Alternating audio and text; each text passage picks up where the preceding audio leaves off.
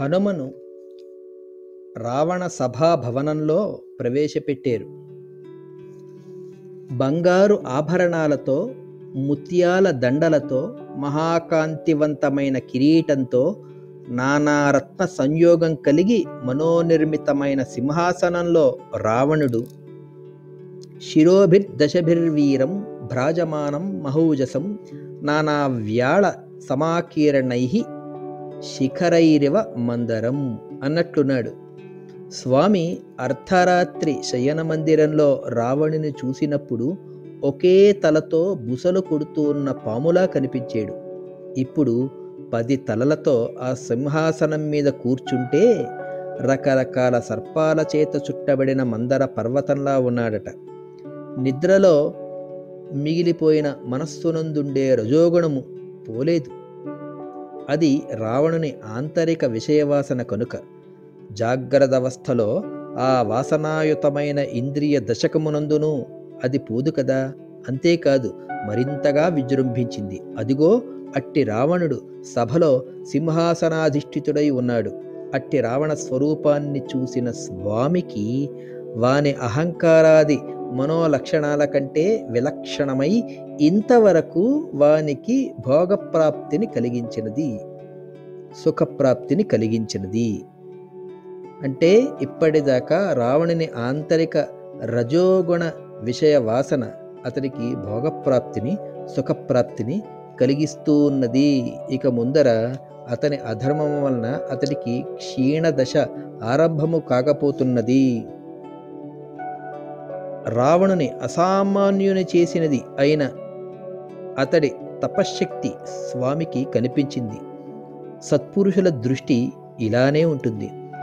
సర్వ జగత్తు తన బాహ్య దృష్టితో చూసినట్లుగా వారు చూడరు. వారి యందు శత్రుత్వ మిత్రత్వ భావములుండవు. పరోపకారకాంక్ష, పరహిత వాంఛ వారి యందు కనబడే గుణాలు. అందుకనే వారు హితార్థులై సందేశమిస్తారే కాని ఒకరికి లొంగి సందేశమీయరు. అటువంటి సత్పురుషుడైన స్వామి ఆ రావణ తేజాన్ని చూసి మనసా చింతయామాస తేజసా తస్య మోహితః, మనసులోనే అనుకున్నాడట. ఏమని? అహో రూపం, అహో ధైర్యం, అహో సత్వం, అహో ద్యుతి, అహో రాక్షస రాజస్య సర్వలక్షణ యుక్తత అని. ఆహా, ఏమి రూపము, ఏమి ధైర్యము, ఏమి సత్వము, ఏమి ద్యుతి అనుకున్నాడట. మనసులోనే ఎందుకు అనుకున్నాడట? రావణుడు దుష్టుడు కనుక.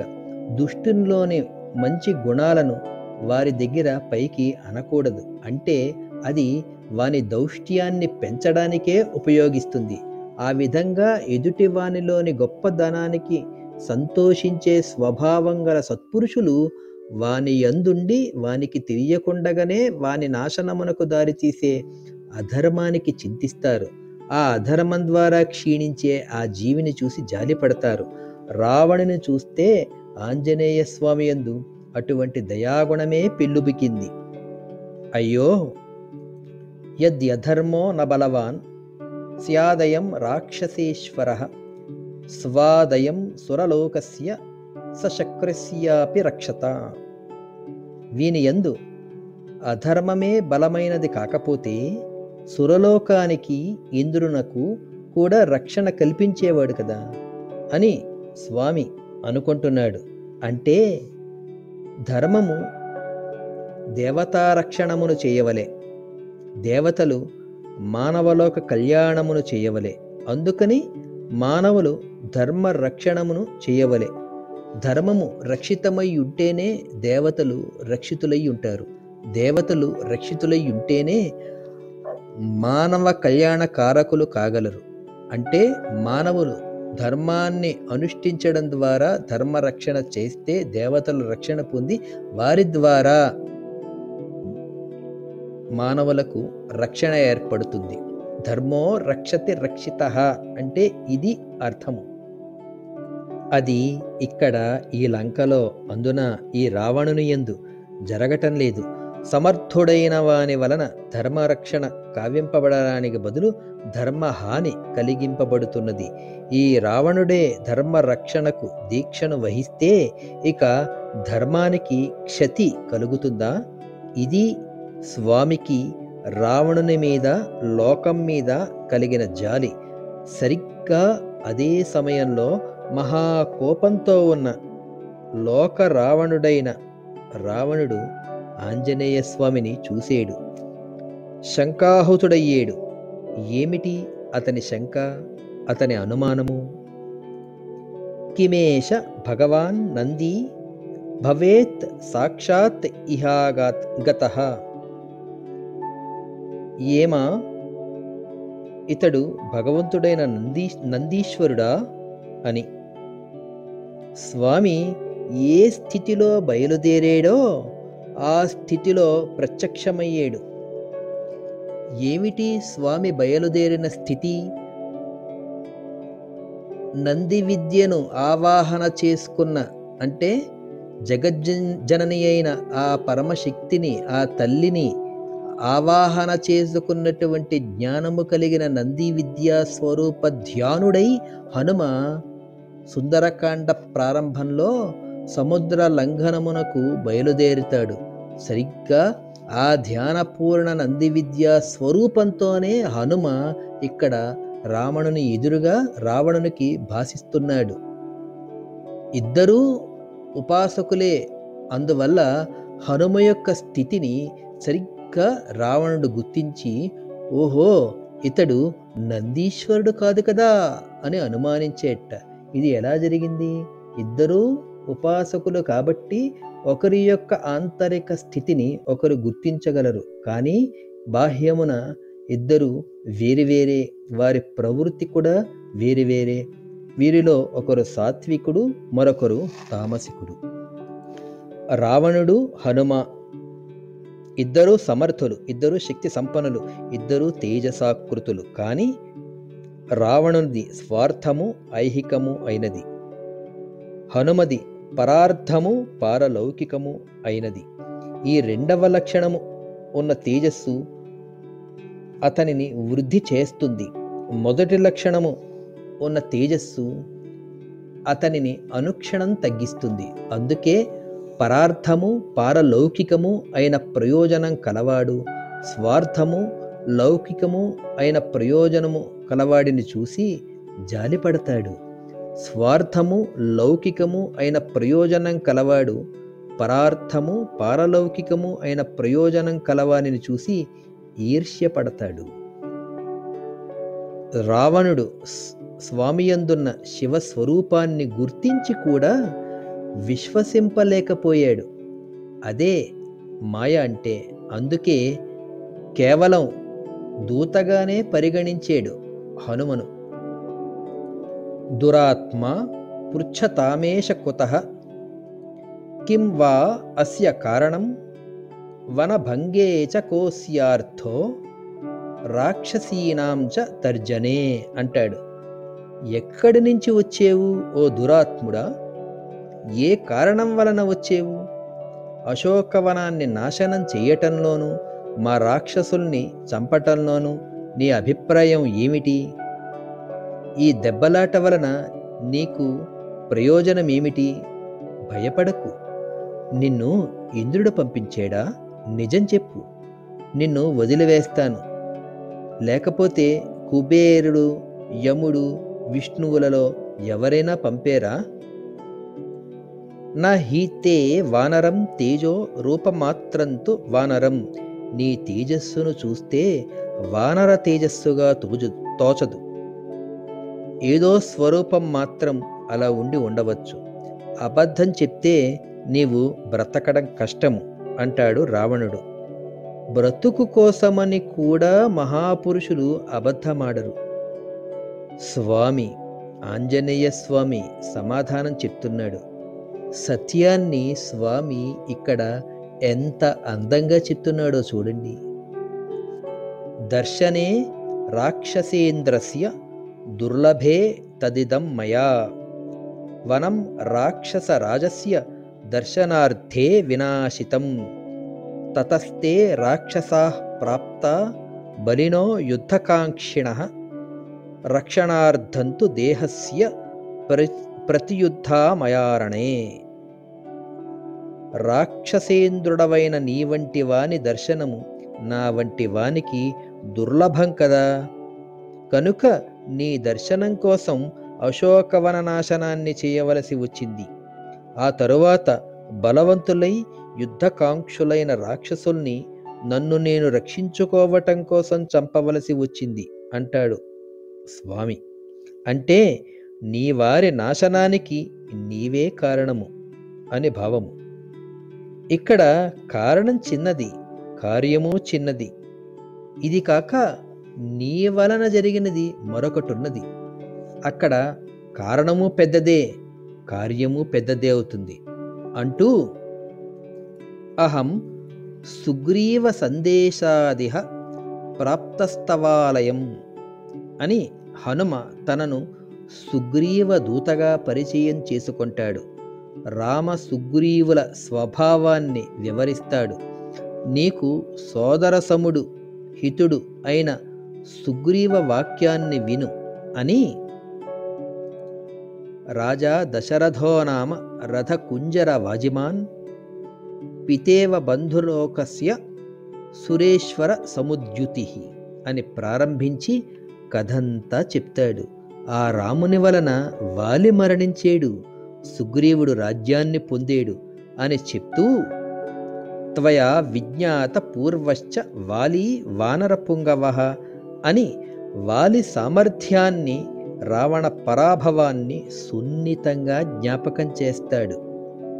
అలా మాట్లాడుతూ హనుమ తద్భవాన్ దృష్ట ధర్మార్థః తపఃకృత పరిగ్రహః పరదారాన్ మహాప్రాజ్ఞాన్ నోపరోద్ధుం త్వమర్హసి. పూజ్యుడవైన నీవు ధర్మస్వరూపం తెలిసిన వాడివి, తపస్సు చేత పరిగ్రహింపబడిన వాడివి. అటువంటి నీవు ప్రాజ్ఞురాండ్రైన పరదారలను అపహరింపదగవు.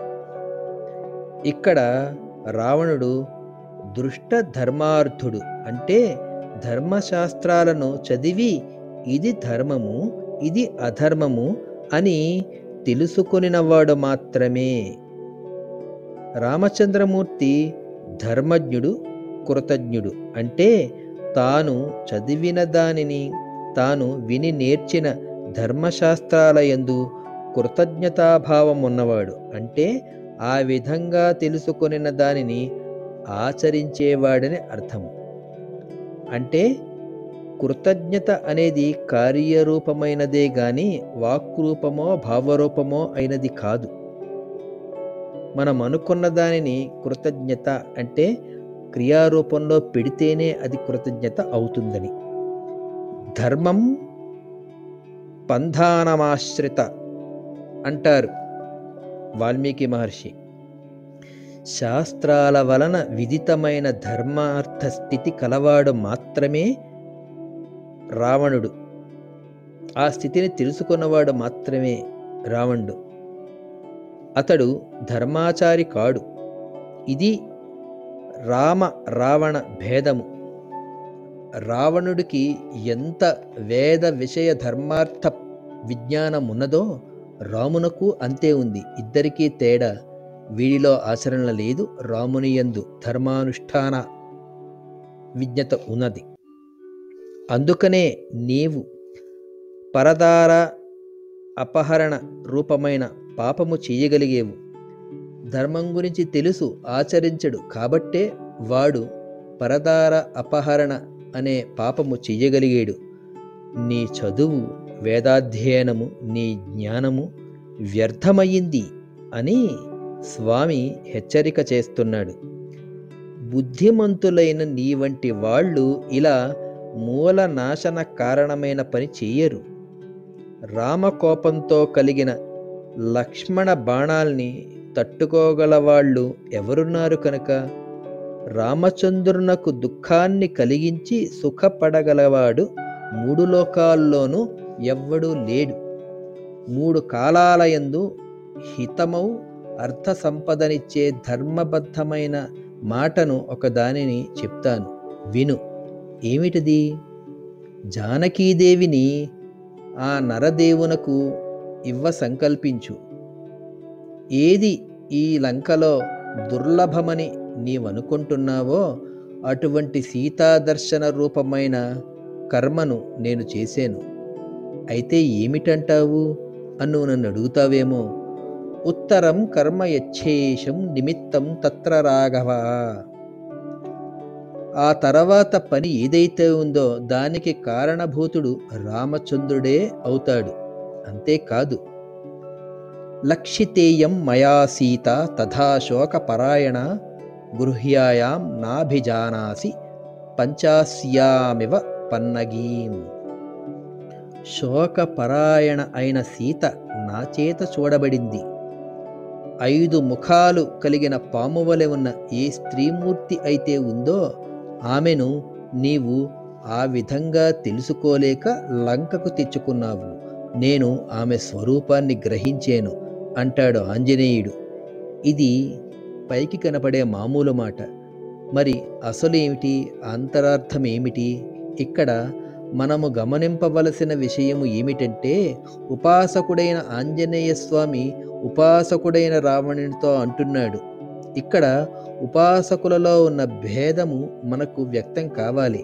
ఆ విషయాన్ని వాల్మీకి మహర్షి గ్రంథిబంధం చేసి చెప్తున్నాడు. వారి భాష అంటే ఉపాసకుల భాష ఏమిటో చెప్తున్నారు. సీతగా ఈ రూపంతో నీ వనంలో ఉన్న ఆ తల్లి నాకు లక్ష్యము అయింది, చేరదగినది, కనుగొనబడినది, అన్వేష వస్తువు అయినది. అయితే ఆ లక్ష్యము ఎలా ఉన్నది? మయా అంటే లక్ష్మీ కళతో నిత్యానంద రూపిణిగా ఉన్నది. మరి శోకపరాయణగా అన్నావు కదా, అంటే శోకాత్ పరం అయనం యస్యా సా. శోకము కంటే పరమైన స్థానం ఏదైతే ఉన్నదో అట్టి రూపముగా నాకు లక్ష్యమైనది.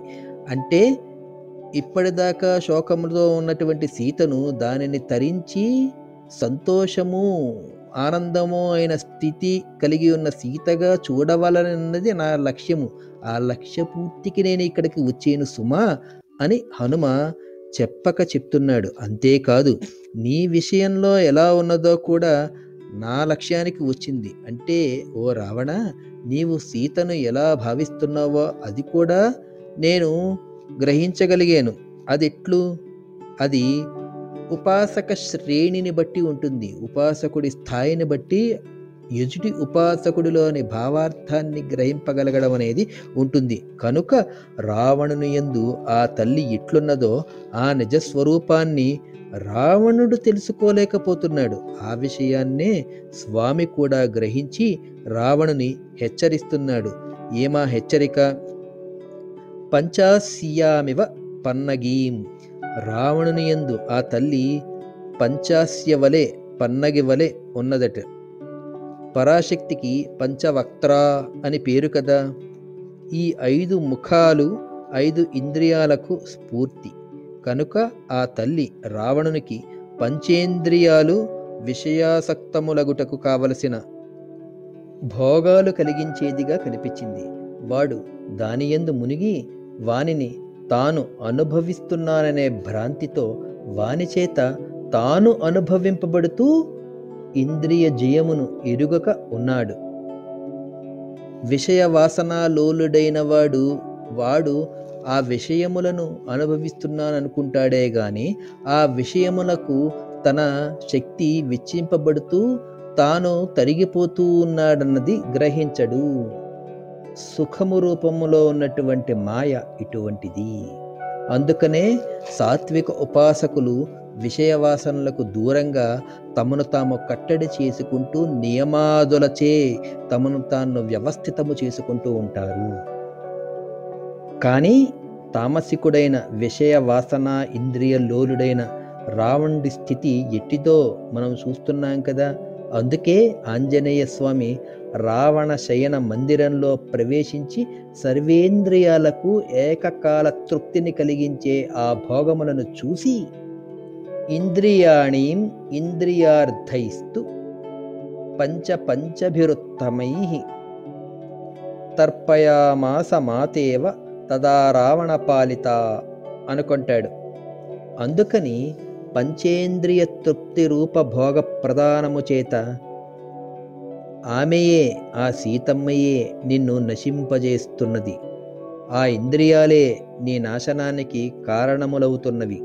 అంతేకాదు, కేవల పంచేంద్రియ జ్ఞానము మాత్రమే కల ప్రాణి ఆంతరికమైన అంటే లోపల ఉన్న పన్నగ రూపమైన కుండలినీ శక్తి యొక్క స్వరూపాన్ని తెలుసుకొనలేకపోవటం చేత బ్రహ్మతత్వమును తెలుసుకోలేకపోతున్నది. అందువల్ల ఏం కలుగుతోంది? మరణము. మరణమంటే పుట్టడము. అంటే ఈ రూపం చాలించి మరొక రూపమును పొందడము. కనుక సీత యొక్క నిజస్వరూపాన్ని తెలుసుకొనలేక నీవు జనన మరణ రూపమైన అజ్ఞానాన్ని పొందుతున్నావు. ఇది స్వామి చేసిన హెచ్చరిక.